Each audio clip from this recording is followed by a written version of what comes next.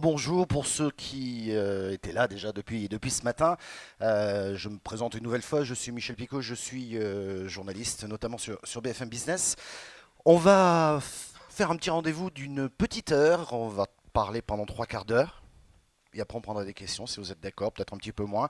L'objectif, comme on le dit depuis ce matin, et je pense dans les autres ateliers c'est un peu la même chose, c'est que vous partiez avec des idées précises, les choses qu'elles soient claires, nettes, et que vous partiez pourquoi pas avec des envies nouvelles pour développer votre business. Et là, on va aller quand même à la base, puisqu'on va s'interroger sur le mode marketing. Qu'est-ce que c'est? Comment le mettre en place? Quel impact sur votre organisation, sur vos équipes? Quels outils digitaux, même si ce n'est pas le plus important, on l'a déjà vu à plusieurs reprises, mais qu'est-ce qu'on y met dedans? C'est quand même ce qui nous intéresse le plus. Et combien de temps avant d'avoir les premiers résultats? Juste un petit sondage main levée rapidement. Qui s'est lancé dans une stratégie inbound de marketing? Juste qu'on ait une petite idée. D'accord. Non, mais c'est intéressant, ça nous permet de voir par quoi on va commencer et essayer de ne pas oublier une seule étape dans l'explication. Et si vous êtes là, ça nous fait plaisir. Ça veut dire que déjà, ça vous intéresse et ça vous interpelle. Nos invités, Stéphane Truffin, bonjour. Avec un micro, c'est mieux.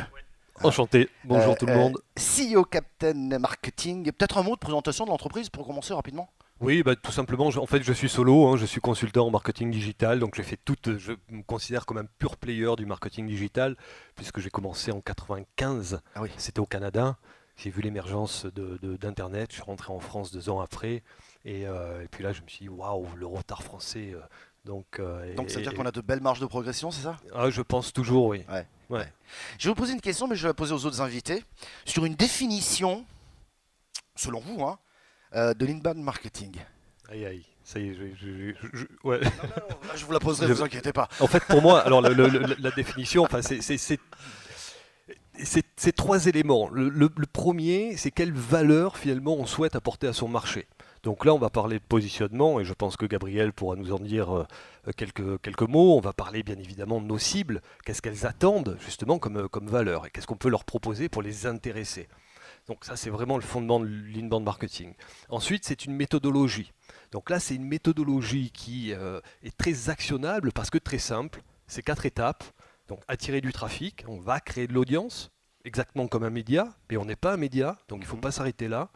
De ce trafic-là, on va tenter de générer des leads. Et puis des leads, tenter de les convertir en clients. Et enfin, les clients, il va falloir les enchanter. Et donc, c'est effectivement l'étape de la méthodologie, la dernière étape d'enchantement de la relation client. Et enfin, ce sont des outils. Donc, on voit qu'à chacune des étapes, je pense qu'on y reviendra, à chacune des étapes, il y a des outils qui vont être plus ou moins adaptés. Donc, par exemple, on va créer de l'audience. L'outil content marketing et SEO, par exemple, sont plutôt... optimum pour cette phase. Donc on va voir les différentes étapes tout à l'heure, puisque beaucoup s'interrogent aujourd'hui, se demandent comment s'y prendre. Ça vient d'où d'ailleurs? Ça vient des États-Unis, du Canada, cette Alors, stratégie? des États-Unis. Des États-Unis, ouais. Ouais, donc c'était 2006, je crois. HubSpot, qui a dû très certainement s'appuyer sur les travaux de Seth Godin, qui a parlé, qui a été un des premiers à introduire la notion de permission marketing. Donc en fait, Godin nous a dit, mais arrêtez finalement d'être dans une relation très infantilisante avec vos clients. Faites des choses qui les intéressent, qui vont les interpeller, qui vont les fidéliser. Et il en a extrait cette notion d'opt-in. Donc finalement, c'est le client qui va accepter que l'entreprise prenne la parole auprès d'eux. Alors on va parler des bénéfices dans un instant, mais je vais donner la parole à Gabriel Zapiro qui est à côté de moi, qui est le président de Studio Butterfly. D'abord peut-être un petit mot sur Studio Butterfly. Après je vous poserai la question sur qui est l'inbound marketing. Donc bonjour à tous. Effectivement, donc je dirige Studio Butterfly, mais il faut toujours vivre ses passions. Donc j'ai 2 passions, l'inbound marketing, puisque j'ai écrit des bouquins là-dessus, et puis j'ai une deuxième passion, le théâtre. Donc ceux qui auraient envie un jour de voir mes pièces de théâtre, il y en a une qui se joue en ce moment à Paris, qui s'appelle Top ou Bottom, et voilà, et donc que j'ai écrite. Mais aujourd'hui je suis là pour l'inbound marketing. Alors c'est quoi pour vous? Alors pour moi c'est deux définitions très simples. La première c'est comment faire venir à soi les clients au lieu d'aller les chercher. Et la deuxième définition, c'est le désir précède le besoin. Et je m'inspire toujours d'un Spinoza, Baruch Spinoza, qui a dit « Je ne désire pas les choses parce qu'elles sont belles et bonnes, c'est parce que je les désire qu'elles sont belles et bonnes. » Et pour point de départ, il va nous le dire tout à l'heure, mais en préparant son rendez-vous, vous m'avez écrit Or, le positionnement différenciateur, point de salut, inutile d'entrer en inbound marketing sans ce préalable. Donc, on va voir quelle est cette différenciation. Vous êtes déjà différent, vous écrivez des pièces de théâtre avec plein de personnages différents à l'intérieur. Donc, on va essayer de cultiver un petit peu cet aspect-là. Bonjour, rebonjour, Michel Brébion. Bonjour. Fondateur de l'agence Winbound, qui est filiale de MV Group. Peut-être un petit mot, on peut parler de l'agence ? Puisque vous êtes l'organisateur aussi de cet événement. Exactement. Donc, nous, on est des experts en inbound marketing adossés à un groupe qui s'appelle MV Group, pour lequel on a toutes les expertises aujourd'hui pour accompagner nos clients dans le monde du digital.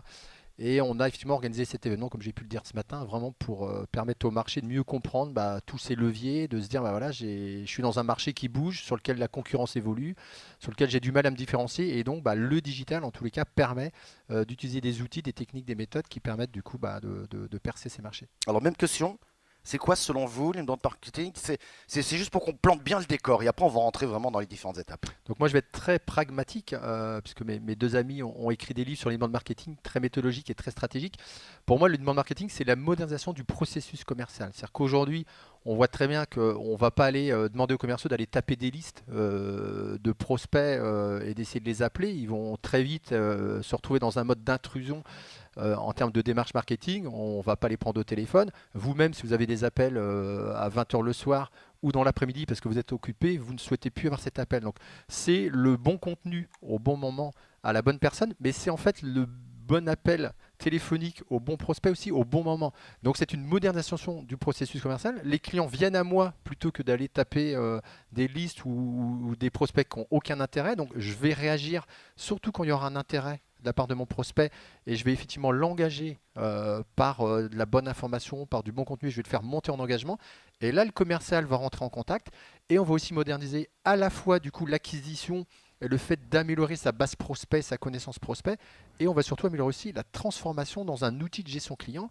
où je vais pouvoir continuer ce processus et donc on est dans un processus moins intrusif, moins agressif, plus construit, où effectivement le prospect marque son intérêt et on marque aussi son intérêt au prospect en lui apportant de la valeur dans les réponses de ce qu'on lui fait. Cela sous-entend tout de même qu'il doit y avoir des changements d'habitude dans la manière de travailler au sein des équipes, qu'il y a des process nouveaux à mettre en place. Et vous savez, le changement fait peur, donc c'est toujours une forme de réticence, de dire jusqu'à présent ça marchait plus ou moins, et là on nous demande quand même quelque chose de nouveau, quoi. Moi je crois que c'est du bon sens. C'est-à-dire qu'à un moment donné, ce que je vous dis, vous le comprenez bien, c'est du bon sens. On ne peut pas massivement, si je vous envoie aujourd'hui 10 mails dans la journée qui ne vous intéressent pas, si je vous abonne d'office à ma newsletter, aujourd'hui, c'est inacceptable pour le consommateur ou l'acheteur. Donc en fait, c'est du bon sens. On revient en fait à du bon sens, c'est que j'essaie de susciter l'intérêt, ce que tu parlais, on suscite le désir, l'envie. Je suscite l'intérêt, mon prospect est intéressé, et il le montre. Je vais du coup construire une relation digitalisée parce que c'est les canaux et les moyens qu'on a à disposition aujourd'hui, et je vais l'appeler quand il est disponible, etc. Donc c'est presque du bon sens qui revient. On a peut-être été aussi trop loin dans les méthodes très très intrusives. Alors on va commencer par le début si vous le voulez bien, j'ai envie, je me lançais, d'ailleurs le public est là et se pose des questions puisqu'il est là, il a envie de savoir. On commence comment ou par quoi ou par quel type de questions ? Je suis l'ADN, c'est le positionnement. Or, le positionnement, point de salut. Si vous ne vous convainquez pas d'être différent, vous n'êtes pas. Donc, on commence pour moi par toutes les démarches liées au positionnement différenciateur qui va amener l'analyse évidemment des cibles et ensuite toutes les stratégies digitales. Mais le positionnement est pour moi une obligation professionnelle de base. Quand on parle de positionnement, on réfléchit très concrètement à qui sont nos clients, ou du moins la cible que l'on veut toucher. On essaie d'être différent pour la toucher de manière différente. Et ensuite, on va voir quels outils on utilise. Mais c'est ça, en fait, on se fait une sorte d'audit interne. En fait, ce qui est important aujourd'hui, c'est de comprendre que finalement, l'offre, le client s'en fout. C'est vrai que hier, imaginez ma grand-mère, dans les années 50-60, face à une machine à laver le linge. Bon, c'est l'effet waouh. Le fabricant a simplement besoin d'expliquer à quoi sert la machine. Et là, le consommateur, finalement, il a cet effet waouh et c'est le produit qui entraîne cet effet waouh. Aujourd'hui, vous allez choisir un consultant ou une agence digitale. des agences comme finalement comme Winbond, il y en a des dizaines en France. Alors, mais non, mais j'ai pas fini. Non, Donc finalement, c'est ça. enfin, celles qui offrent des prestations d'inbound marketing, il y en a, mais même plus que des dizaines. Ce qui va faire la différence finalement, c'est ce que Michel et ses équipes apportent sur le marché. Donc c'est un positionnement qui vient transcender finalement son offre. Et ça, c'est absolument essentiel à comprendre. C'est finalement comment je peux aider, notamment B2B, mes cibles, à être meilleures dans ce qu'elles font. Donc ça, c'est le point de départ. J'ai mon positionnement, je sais qui je suis finalement, j'ai identifié bien mes cibles et je vais maintenant me donner les moyens de m'en rapprocher d'elles et éventuellement de les transformer en clients potentiels. Ça veut dire quoi? Qu'une fois que j'ai ce positionnement, je me dis, il faut que je produise du contenu. On est d'accord là-dessus? Du contenu séduisant, du contenu qui donne envie. Autant moi je peux le comprendre en tant que journaliste sur un média, je sais ce qu'est un angle et je sais comment produire un contenu, autant quand je suis une entreprise, quel que soit le secteur, puisque tous les secteurs peuvent être concernés, je vois pas très bien par quelle boule prendre cette affaire-là. Je fais quoi? Je fais des vidéos, comment je m'y prends là? Alors déjà, il faut séparer les choses. Là, quand tu parles de vidéo et que ça, on parle de support. Exact, Donc oui, ça, c'est des le format. supports. Mais alors qu'est-ce que je dis En finalement fait, là globalement, ce qui est extrêmement important dans la stratégie de vente, mais qui encore une fois pour moi presque c'est du bon sens, c'est qu'aujourd'hui on veut attirer des clients cibles qui nous intéressent, avec qui on a des chances de faire du business. Combien de personnes ont réfléchi à leurs clients cibles idéaux avant de mettre le contenu froid de leur site internet? La plupart du temps, on a mis je suis beau, je suis plus fort, je suis là depuis 65 ans. Très bien, et puis je mets mon logo en gros et puis la photo du patron.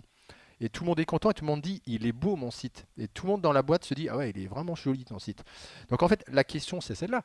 C'est qu'à un moment donné, je veux attirer un client final, et ben je lui parle à lui. Donc qu'est-ce qui empêche de dormir la nuit mon client final? C'est ce que Stéphane dit dans son bouquin. Tu vois, je lui redis quand même, c'est sa petite phrase. Je ne vais pas lui la voler. Donc, mais c'est vrai, c'est ça.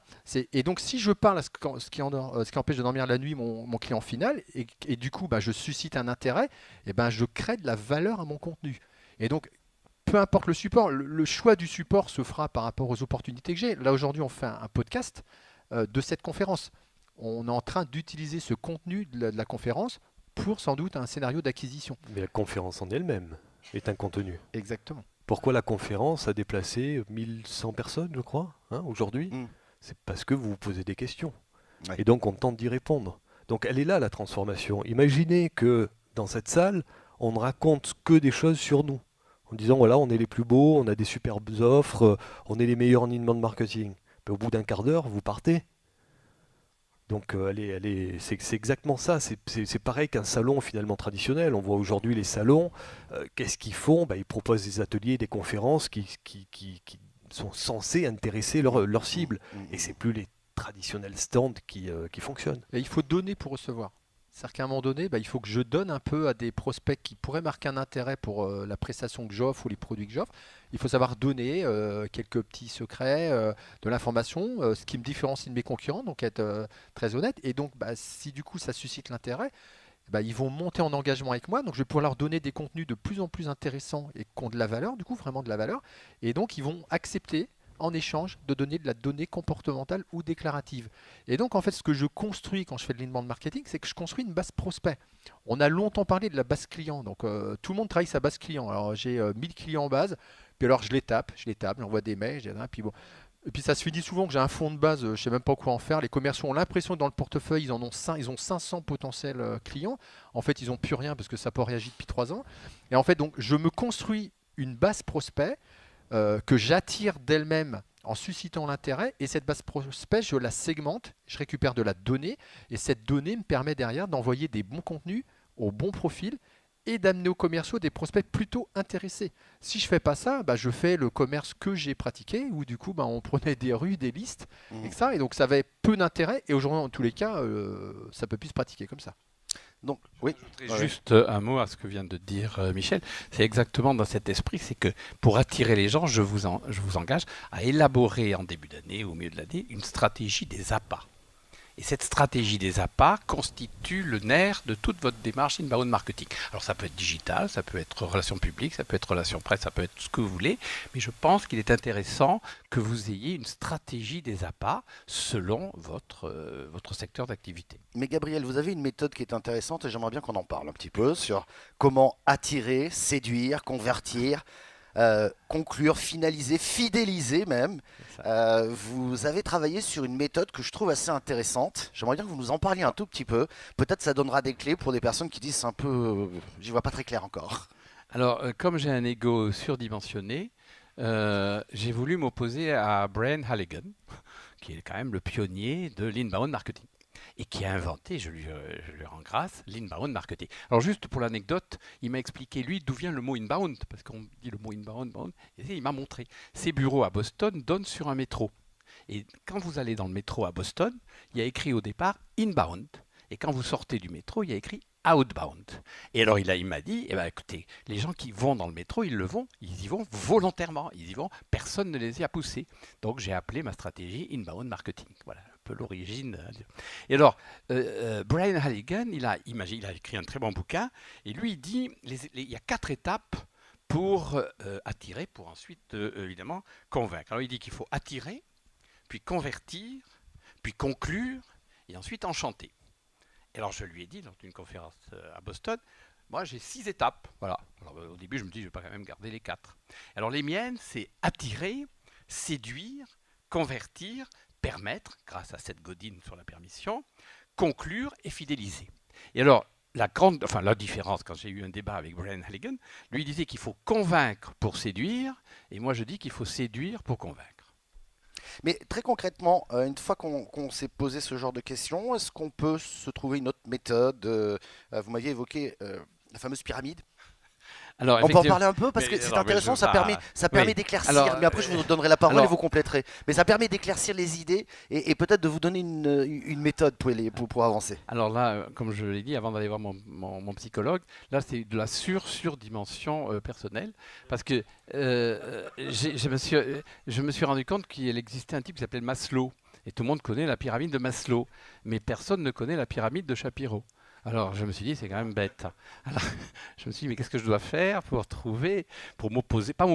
précéder la pyramide de Maslow. Alors j'ai imaginé dans mon dernier bouquin, la pyramide de Shapiro, c'est la pyramide des désirs. C'est-à-dire le désir précède les besoins. Alors Maslow, il a inventé 5 besoins. Alors évidemment, un peu de manière machiavélique, j'ai inventé les 5 désirs. Et alors pour attirer les gens, je vous propose de commencer par le désir d'inattendu. Quand les gens se baladent sur Internet, il faut qu'il y ait un élément qui les excite. Ensuite, un désir d'émotion, bien avant la raison. Troisièmement, un désir de partage, parce que les gens ont envie de partager quand ils ont une information qui les séduit. Ensuite, un désir d'appartenance, c'est-à-dire qu'on a envie de faire partie d'une communauté, d'un club, etc. Pour terminer, bon, je dirais c'est un peu habituel, le désir de valorisation de soi. Donc si vous, à mon sens, vous adoptez ces 5 niveaux de désir, donc la pyramide des désirs, vous précédez la pyramide des besoins et vous attirez davantage le prospect. Donc voilà, j'espère que ça vous a un peu éclairé sur le contenu et ce que vous devez produire. Peut-être un commentaire sur ce que Stéphane. Écoutez, moi je suis plus dans la pédagogie, notamment B2B, que le désir. C'est une notion qui me semble plus actionnable. Donc oui, partir des points de douleur, de véritablement ce qui empêche vos cibles de dormir et apporter une réponse très concrète à ces problématiques. Et là, vous verrez nécessairement une audience se créer, une audience se fidéliser, une audience se convertir. Donc je suis plus dans la pédagogie. Bon, j'ai assisté, comme vous certainement, à la conf de Rand. C'est un personnage que j'adore parce qu'il est dans cette pédagogie et il arrive effectivement à expliquer parfois des concepts très, très complexes de manière très très simple. Et c'est, je pense, la base aujourd'hui de l'inbound marketing, dans tous les cas en B2B. Alors en B2C, c'est vrai que je rejoindrai plus aisément le désir. Ouais. C'est une autre différence, mais voilà. J'aimerais qu'on soit concret. Voilà pour le décor, voilà pour l'avancée. Peut-être il serait intéressant Si on parle toujours de ces contenus sous quelle forme? Est-ce qu'il y a des formes tendances? On dit souvent qu'il faut faire des vidéos, mais est-ce que là, Michel disait à l'instant que nous faisons un podcast actuellement, est-ce qu'il faut faire des webinaires? Est-ce qu'il faut faire, j'en sais, enfin, webinaire vidéo pour le moment, la limite est un peu. Est-ce qu'il faut faire de l'écrit? Est-ce qu'il faut faire un livre blanc? Comment, quels outils sont tendances et permettent d'atteindre son objectif plus rapidement? Quel format, pardon? Il faut tout faire. Il faut tout faire, il faut tester. Bon, je pense que l'écrit, de toutes les manières, reste quand même absolument incontournable. Après, aujourd'hui, on voit par exemple les podcasts qui émergent en force. Donc, il faut les tester. Il faut les tester par rapport à son audience, voir si effectivement ça plaît, ça mord. Et si c'est le cas, poursuivre. Et si c'est pas le cas, tenter d'autres coups. Donc ça, c'est important d'avoir de l'agilité. Ça veut dire qu'il faut tester, quoi. Il faut se tromper. Il Bien faut sûr, accepter mais de il faut se se tromper. Il faut se tromper. De toute façon, le digital, c'est du test and learn aussi. Il y a pas celui qui, si jamais j'avais la bonne recette, je serais pas là déjà. Je suis en train d'encaisser mes manques. Mais par contre, dans ce qu'on a dit, il y a des choses intéressantes. Il y a des opportunités de support. C'est-à-dire qu'aujourd'hui, forcément, il y a des articles de blog par rapport au SEO de Google, on peut faire des livres blancs, etc. Puis il y a des opportunités. Il y a une conférence, c'est trop dommage de ne pas la podcaster, parce que je peux en faire un article blog et un podcast téléchargeable. Par contre, par rapport à ce qu'on a dit tout à l'heure, on a exposé du coup des fois, l'inbound pourrait paraître conceptuel, méthodologique, et il faut aussi sortir de ça. C'est-à-dire qu'il y a la méthodo, il y a le concept, il y a des outils qui sont des outils d'automation qui permettent du coup de distribuer. On va en parler des outils aussi. Mais en fait, ce qui est important, c'est que c'est concret. C'est que je vais bien générer des opportunités commerciales par la valeur que j'ai créée. Donc j'ai des gens qui remplissent des formulaires et qui disent j'ai un intérêt du coup pour ce que vous faites. Et ces gens-là vont grandir par le contenu, ils vont avoir un certain score, ils vont être appelés par les commerciaux, et les commerciaux vont aussi avoir dans la mallette des outils pour compléter leur argumentation, et ils vont vendre. Donc faut faire attention entre ce qui pourrait paraître conceptuel, mais c'est du coup intéressant parce que ça pose la stratégie d'une entreprise, ça pose une méthodologie de travail. On va parler des outils après, mais je veux dire, c'est du concret, on fait du business. Depuis 2 ans, je n'ai jamais démarché un client. C'est bien ça. Je démarche pas. Non, l'intérêt, effectivement, il est de créer de l'interaction et de l'interaction dans la vraie vie. Il ne faut pas l'oublier, parce que c'est vrai qu'on est face à une méthodologie, on est face à des outils d'automatisation. Donc ça peut aussi, des fois, nous écarter un peu du réel. Donc, d'ailleurs, c'est une des tendances, le conversationnel a été remis au goût du jour, justement, pour contrer un peu cet écueil. Bon, pour revenir quand même au contenu, ce qui est très très important, c'est d'une part de se doter de la data pour voir ce qui fonctionne, à quel niveau de maturité également ça fonctionne, et puis également penser à réutiliser vos contenus. Donc là, effectivement, la conférence va être transformée, pourquoi pas en vidéo, va être transformée en podcast, donc c'est exactement ce qu'il faut faire. J'écris un livre blanc qui va faire, on va dire 30 pages. Je peux en faire un article. Vous en faites une dizaine, une quinzaine d'articles de blog qui eux-mêmes vont être découpés en une dizaine chacun de snacking contents pour alimenter sa présence sur les médias sociaux. Et tout ça, vous allez le pousser auprès de vos collaborateurs et bien évidemment auprès de vos commerciaux pour qu'ils puissent s'inscrire dans cette logique de contenu et alimenter leur profil sur LinkedIn ou Twitter. C'est intéressant ce que vous dites parce que ça veut dire qu'il ne faut pas qu'une entreprise se transforme en rédaction. C'est-à-dire qu'elle fournisse en permanence des contenus alors qu'un seul et même contenu, je dirais... quinzaine, voire mensuel, on peut le décliner, on peut le découper et on peut le faire vivre différemment, quoi. Je voudrais dire au sujet du contenu que c'est vrai que j'ai entendu même ce matin, c'est important, c'est très important le contenu bien sûr, mais il faut savoir ce que l'on écrit. C'est-à-dire qu'au lieu de faire d'une logomachie de contenu ou une boulimie de contenu ou une sorte de déversoir de contenu, il faut savoir quoi on écrit, comment on l'écrit, mais surtout le fond et la forme. Et alors c'est pour ça que j'ai dit tout à l'heure, le positionnement différenciateur est l'âme même de tous les contenus. Il faut que tous les contenus se retrouvent de près ou de loin sur la base de ce positionnement. Dans ce positionnement, il y a des mots-clés, il y a des thématiques réelles. Et ce matin, quelqu'un a dit, j'avais 4 ou 5 thèmes sur lesquels j'ai approfondi avec toute une série d'outils et de ricochets. Mais justement, ces thèmes sont issus du positionnement différenciateur. Ouais, c'est absolument essentiel. Sinon, on va reproduire finalement des contenus qui existent par ailleurs et on rajoute quelque part du bruit au bruit. Donc c'est vraiment là, pour le coup, on se retrouve sur l'aspect positionnement, va effectivement impacter sa manière d'écrire, sa manière de prendre la parole et d'aider finalement son audience à progresser. Donc, dans cette démarche, si j'ai bien compris au début, je trouve mon positionnement avec la différence qui m'appartient. À partir de là, je connais mieux ma cible, mes prospects éventuels. Donc, je vais travailler des contenus adaptés. Quant à la forme, on peut tester un peu tout ce qu'on veut. Vaut mieux, à la limite, un bon texte qu'une vidéo très mal filmée dans laquelle on n'entend rien. Parce que c'est bien beau ça, mais si on n'a pas de micro, c'est une catastrophe en termes de rendu. Mais l'idée, c'est quand même de transmettre le plus possible. Alors maintenant, une fois qu'on a fait ces contenus, il faut les diffuser. Alors ce matin, Rand Fishkin nous a un peu refroidi quand même sur les réseaux sociaux. On s'est posé la question. Moi-même, j'ai dit, j'ai pris un casque un peu pour être sûr, je comprenais bien. Alors la question que je me pose, c'est aujourd'hui, réseaux sociaux, oui, on ne peut pas s'en passer, mais peut-être différemment pour propulser un contenu qui, si je suis son raisonnement de ce matin, est hébergé chez moi. On est dans cette logique-là aujourd'hui. On n'a plus besoin de faire que de la viralité ou du bruit sur les réseaux sociaux. En fait, ce qui est important, ce qu'il faut comprendre, c'est que dans ce qu'on va mettre en place sur les bandes marketing, on va éviter les contenus orphelins. C'est-à-dire qu'aujourd'hui, je suis ici, j'ai créé un contenu, par exemple, sur une bande marketing France. Je le publie sur LinkedIn. Ça va créer une forme d'audience. Il y a des gens qui vont liker, qui vont dire c'est sympa. Bon, on va dire que j'ai 2000 vues. Bon, ça flatte mon ego, à part qu'il ne va rien se passer derrière. Donc, un contenu qui n'est pas orphelin, c'est un contenu qui est dans mon blog. Ces contenus sont liés entre eux pour justement engager mes prospects, parce que derrière, il y a une mécanique de scénario d'engagement. Donc, j'ai une vraie réflexion. J'ai construit mes clients cibles idéaux, ce qu'on appelle chez nous les personas. Du coup, je sais ce qui les empêche de dormir la nuit. J'écris pour eux. Ils viennent sur le site ou ils vont sur les réseaux sociaux lire ces contenus. Et ces contenus sont par des boutons d'action, des petits boutons où on peut réagir pour le lire, pour aller plus loin, pour lire un contenu complémentaire. J'évite que les contenus soient orphelins et donc quelque part, je viens faire de l'acquisition de prospects. C'est-à-dire que mon site internet avec le SEO, avec le référencement naturel, le référencement payant et tout ce que je peux mener comme action, y compris le fait si je fais un salon et que je renvoie les gens sur mon site, j'amène de l'audience.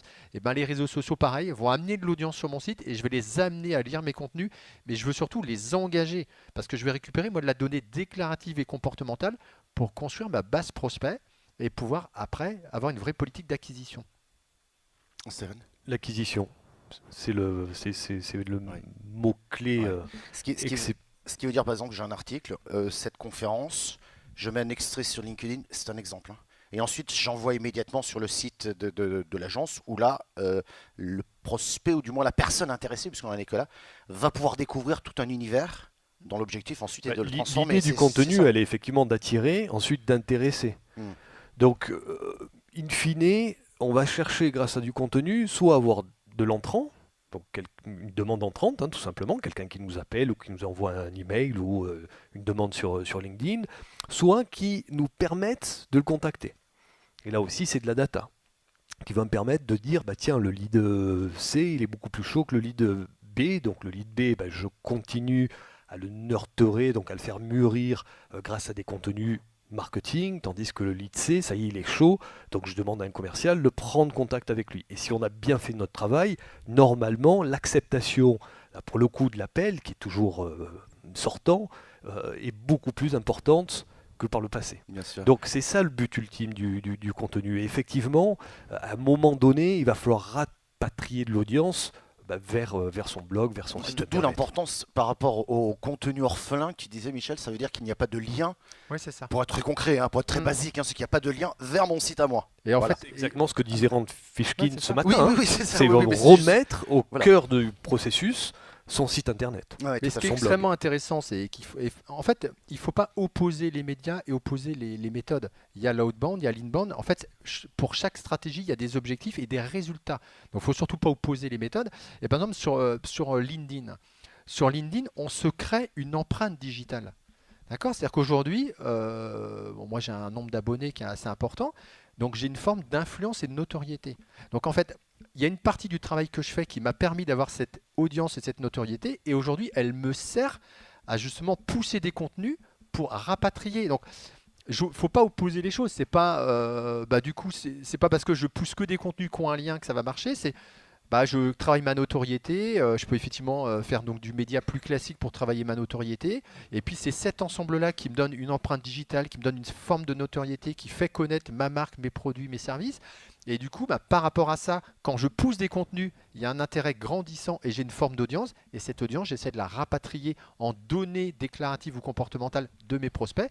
Et ma base prospect, elle grandit. Et quand elle est de 2-3 000 et que j'arrive du coup à bien la travailler, à bien répondre aux attentes des prospects que je cible et du coup à les faire grandir pour les livrer aux forces de vente, mon business, c'est ce qu'on va appeler la lead generation. J'ai une sorte de machine à création de leads qui fonctionne. Et si je réponds bien, en fait, la problématique majeure, c'est pour ça que je ramène souvent ça, la modernisation du processus commercial, c'est qu'aujourd'hui, la part la plus importante des commerciaux, elle est dans la prospection. Elle devrait être dans la réponse. Je devrais passer du temps avec Stéphane à travailler la stratégie d'un client, à me dire comment on va aller chercher des opportunités. Et donc, c'est ça qu'il faut effectivement réinventer. Et d'autant plus que ça correspond à un changement de comportement des acheteurs et des consommateurs. Donc, on est en plein dedans. Il reste 2 points à évoquer. On l'évoquait au tout début, c'est les équipes, l'organisation, parce qu'il faut le produire, ce contenu. On va parler bien entendu des bénéfices. Après, on prendra quelques questions. Juste une petite parenthèse pour rebondir encore sur la conférence de ce matin. Est-ce qu'il y a des réseaux sociaux qui ont plus d'impact que d'autres? Est-ce qu'il faut être partout, tout le temps? Est-ce qu'il faut les choisir en fonction de son secteur d'activité? On a vu par exemple la montée d'Instagram. La baisse sensible, mais quand même toujours assez puissante de Facebook. On parle beaucoup de LinkedIn quand on parle entre professionnels. Je mets les trucs de jeunes de côté, mais pourquoi pas après tout? Est-ce qu'il y a un réseau à privilégier? Il y a quelques grandes tendances quand même en B2B. On va plutôt parler de LinkedIn et de Twitter. Alors bien évidemment, il faut pas s'interdire d'aller sur Instagram ou sur Facebook par exemple. Maintenant, on peut pas en fonction de ses moyens, on peut pas être sur toutes les plateformes. Donc là aussi, c'est du boulot. C'est carrément il faut faire des choix. C'est-à-dire qu'à un moment donné, c'est exactement ce que dit Stéphane. Il faut bien faire les choses. Donc déjà, il ne faut pas aller sur des réseaux sur lesquels je ne suis pas à l'aise. C'est-à-dire que si je ne suis pas à l'aise ni dans le ton, ni dans la forme du réseau, il ne faut pas y aller parce que j'ai mangé avec des amis le week-end, on m'a dit il faut être absolument sur Instagram pour ta boîte. Si je ne suis pas à l'aise, j'y vais pas. Donc après, c'est où sont mes clients?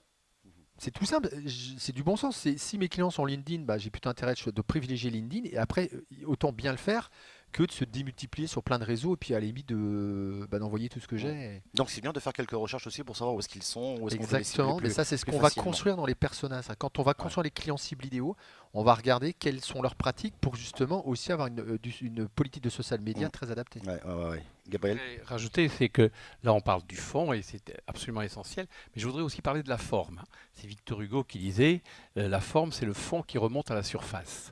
Eh bien il a tout à fait raison, c'est-à-dire que la forme peut aussi être un élément de réflexion pour le choix des réseaux.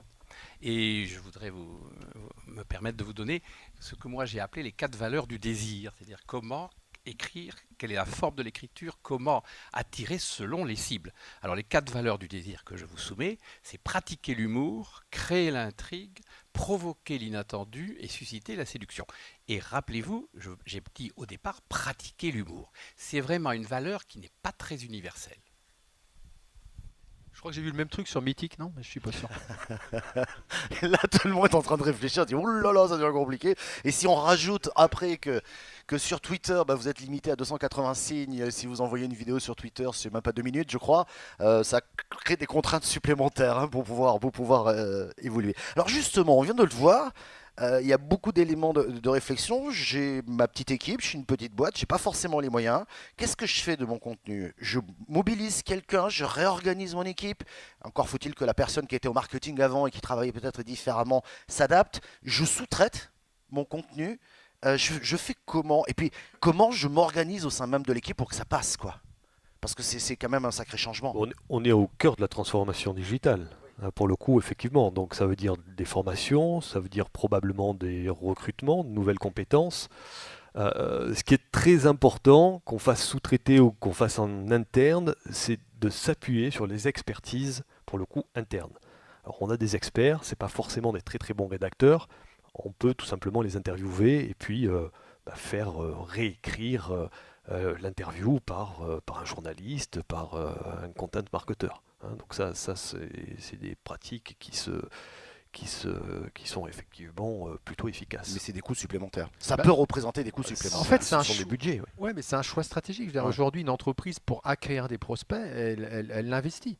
Donc, à un moment donné, bah, elle répartit ses budgets différemment, aussi ses ressources. C'est-à-dire qu'il y a peut-être des postes dans l'entreprise qui, aujourd'hui, doivent évoluer. Donc, c'est aussi une manière de les faire évoluer. Donc, je ne crois pas qu'on peut parler de dépenses supplémentaires. Je pense qu'il faut faire les dépenses nécessaires à la construction de business plan et de l'acquisition de clients.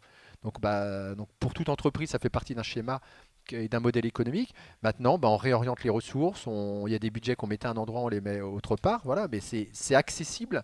Et si c'est bien fait, ça mène tout de suite du business. Donc, Alors justement, on va parler du ROI puisque c'est un investissement. Il faut combien de temps? Tout de suite, je suis pas très sûr. Faut produire pendant combien de temps? Je dirais qu'à partir d'un trimestre, 3 mois, on commence déjà à obtenir des résultats, hein. Donc c'est pas nécessairement très très très long. Ce qui est important après, c'est d'arriver à durer sur le long terme. Mais vous publiez des premiers contenus, vous en faites une promotion un peu efficace, ça peut aller relativement vite.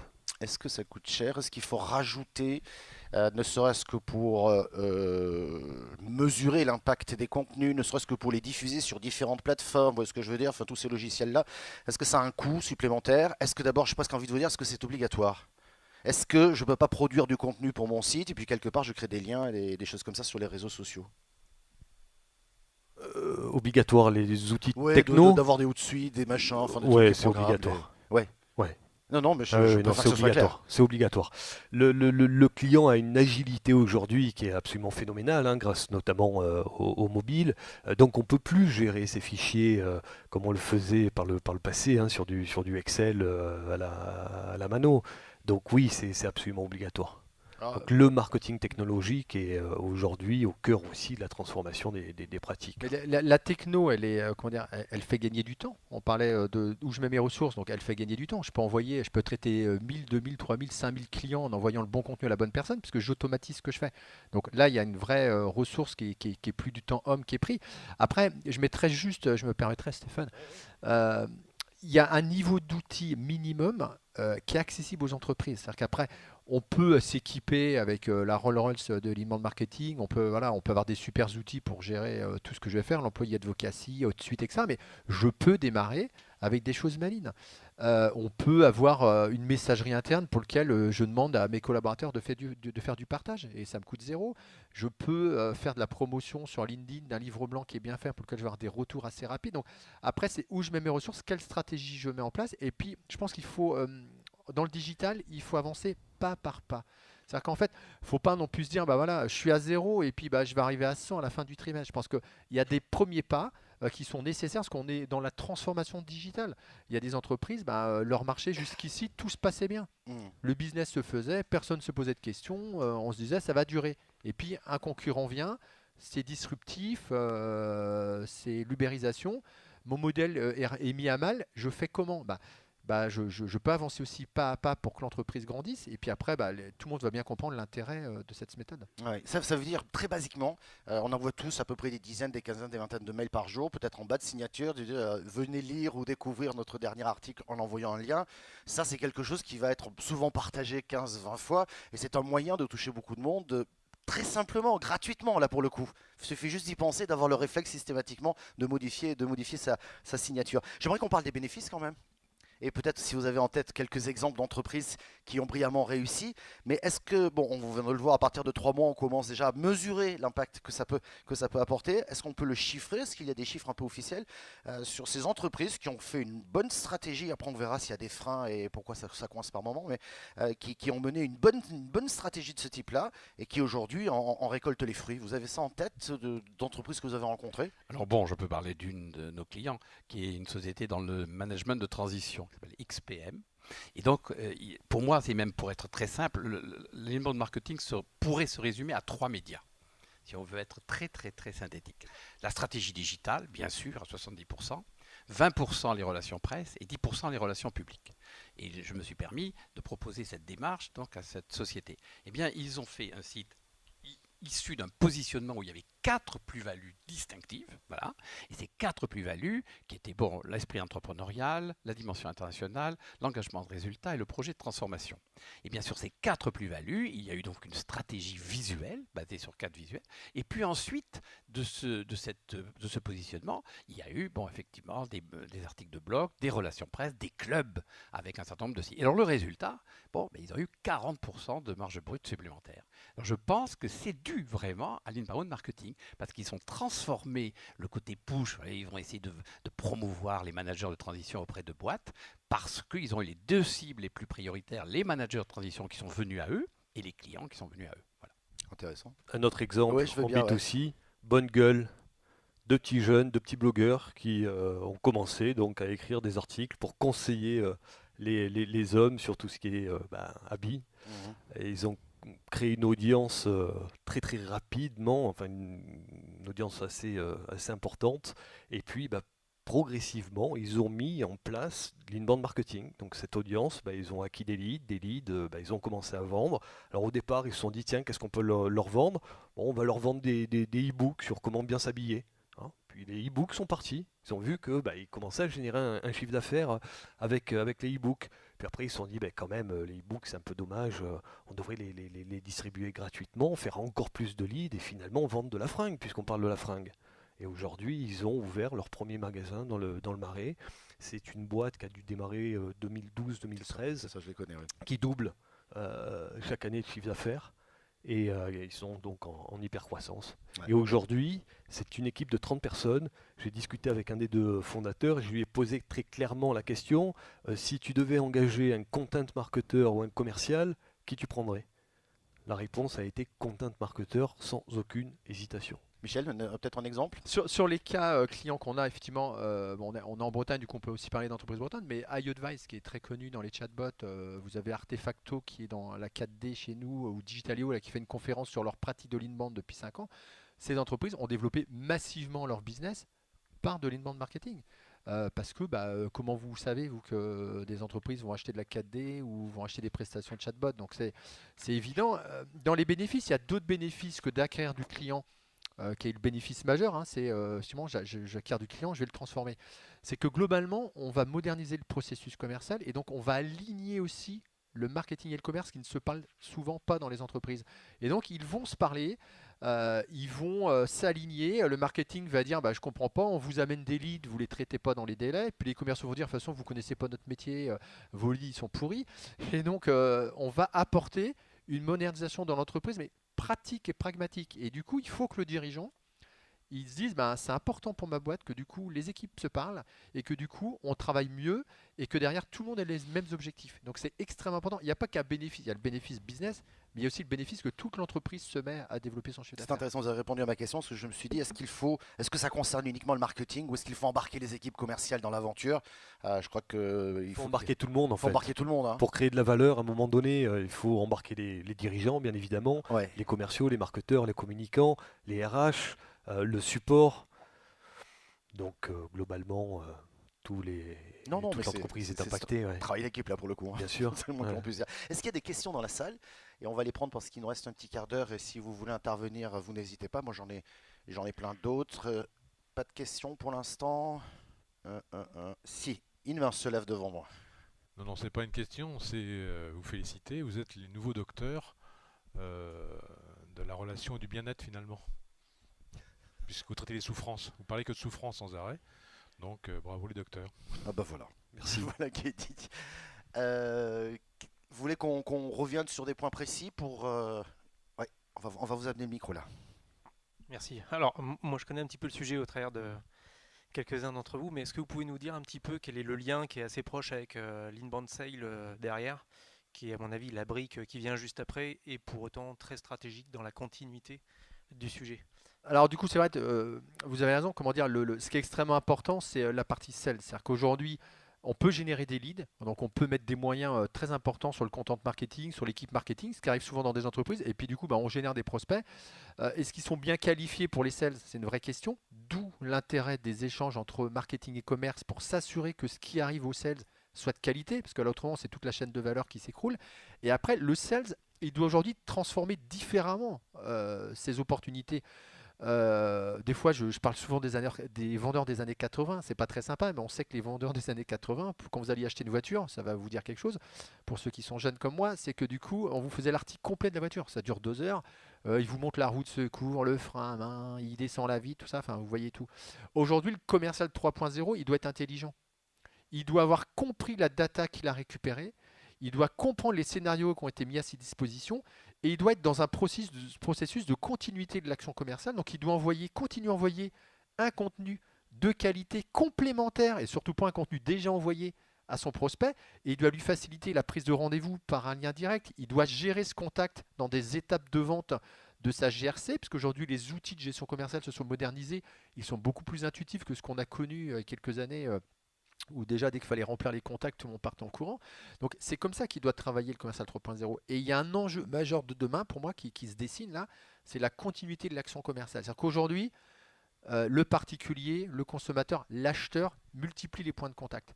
Je ne vous cache pas que c'est difficile. J'ai tous les jours des prospects qui me contactent par SMS, par téléphone, sur Facebook, sur LinkedIn.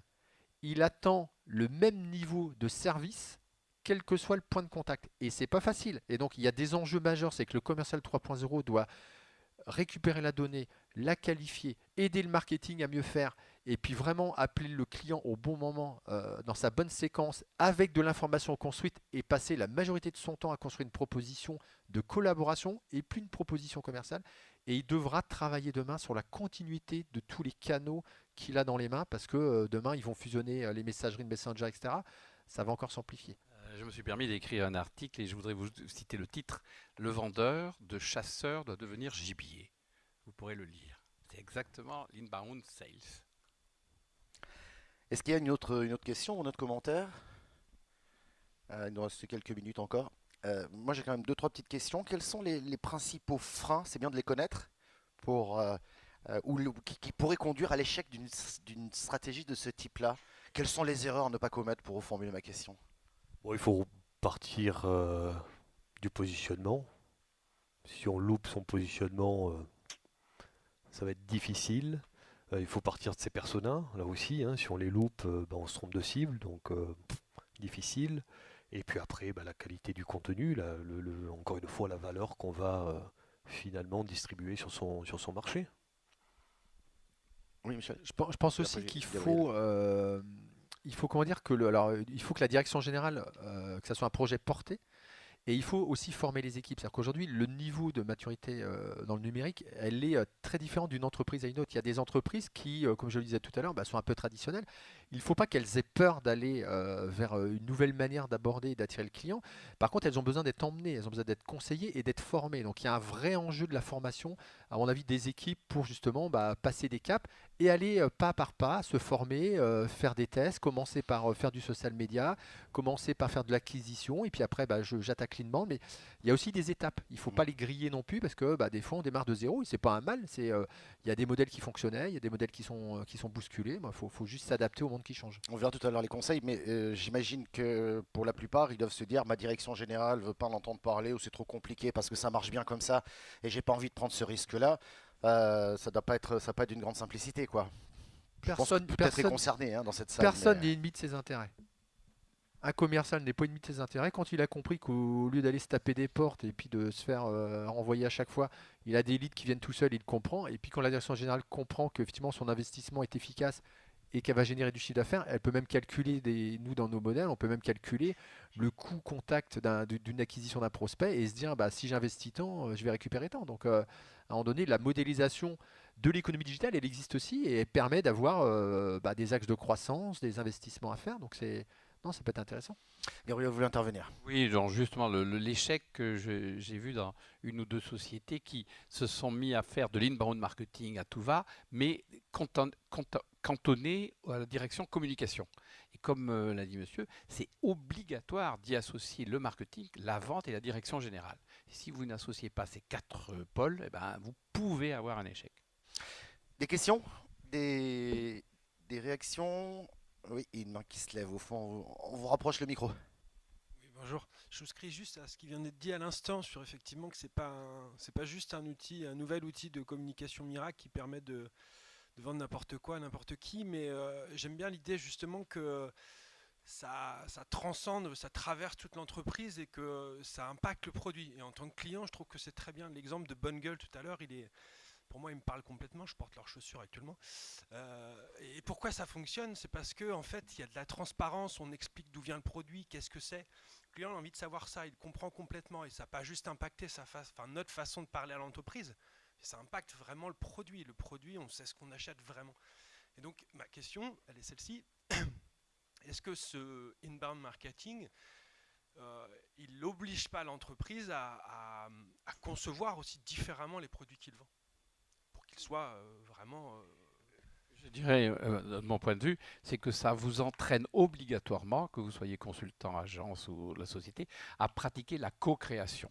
Et on rentre dans une dialectique de partage et non plus de, bon, ça c'est un peu snobinard, au lieu d'être dans le top-down, on est dans le bottom-up, comme on dit, mais justement, ça exige qu'il y ait une co-création. Donc c'est un changement de paradigme, mais c'est un changement de mentalité dans les rapports entre les consultants, la société, les agences, etc. Ouais, et puis ça vous oblige à avoir des bons produits. Aujourd'hui, un produit qui n'est pas bon, quelque part, vous aurez beau faire la plus belle des stratégies inbound marketing, vous n'en vendrez pas. Hein. Donc ça, c'est déjà un préalable absolument nécessaire. Après, encore une fois, ce qui est important, c'est plus finalement tellement le produit, hein, on estime qu'il est bon, c'est la manière dont vous allez le vendre. Et c'est là où l'inbound marketing est vraiment intéressante parce qu'elle propose justement une méthodologie un peu nouvelle et qui convient parfaitement aux nouveaux clients consommateurs. Et après, je rejoins Gabriel, effectivement, en se rapprochant comme ça de ses clients, ben, on va forcément innover, tout simplement. Mais c'est intéressant de parler de produits parce que vous évoquiez à l'instant les nouveaux modes de consommation. Le nouveau consommateur, lui aussi, attend autre chose. Et peut-être qu'un produit co-construit, on a le retour du Made in France. Et en plus, ici en Bretagne, vous êtes bien placé avec les produits de Bretagne. Non, mais c'est vrai, c'est vrai. Ça veut dire qu'il y a aussi une autre approche du mode de consommation, d'où l'importance aussi d'adapter et les contenus et certainement également les produits. Michel. Je crois qu'en fait, en résumé, il faut donner aujourd'hui envie d'acheter et changer notre modèle qui était avant de vendre. On voulait vendre à tout prix nos produits. Maintenant, on doit donner envie d'acheter aux consommateurs. Ouais, ça change effectivement l'approche. On prend une toute dernière question et après on fera un petit tour et il y a une main qui se lève et on vous amène le micro tout de suite. Oui, bonjour. C'est plus un peu un retour d'expérience par rapport à ce que nous faisons nous, au sein de notre entreprise où nous fabriquons du matériel pour artistes. Et il y a un aspect que vous n'avez pas tellement évoqué, c'est que maintenant le contenu peut être créé par l'entreprise qui va donc créer des e-books ou des livres blancs. Mais ce qui est très intéressant, c'est les commentaires qui sont générés par les, par les gens qui vont sur les réseaux sociaux pouvoir interagir. Et ces commentaires ont une crédibilité incroyable et une force, c'est beaucoup plus fort que quand c'est vous-même, en tant qu'entreprise, qui dites que vous avez un très beau produit. Excusez-moi. Et je crois que c'est là toute la richesse, enfin c'est une facette très importante de la richesse de l'inbound marketing. Je ne sais pas ce que vous en pensez. C'est le but ultime. C'est effectivement que le contenu in fine soit créé par votre audience et par vos clients. Donc c'est vraiment l'étape enchantée, hein. Donc c'est la dernière étape de la méthodologie.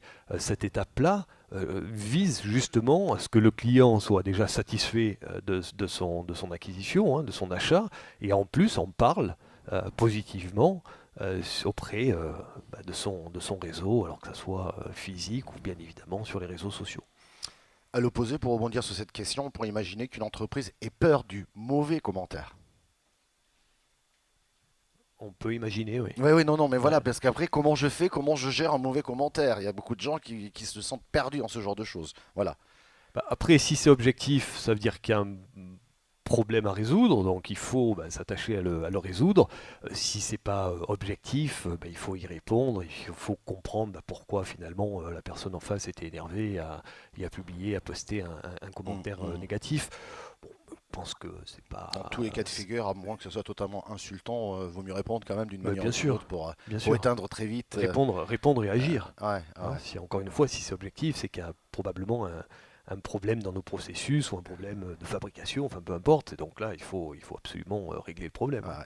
Il nous reste 4 minutes, j'aimerais connaître votre conseil, ce qu'on va retenir, ce que vous diriez aux personnes qui ont envie d'y aller, qu'on a éclairé peut-être un peu. Qu'est-ce que vous leur diriez pour franchir le pas et commencer à se mettre en ordre de marche vers cette stratégie marketing? Qui commence? Mon conseil, c'est commencer par un pilote, donc quelque chose qui soit finalement très précis, probablement un persona, une offre. Donc commencez petit, faites très très attention à la data. Donc faites en sorte de pouvoir récupérer cette data et notamment la data comportementale.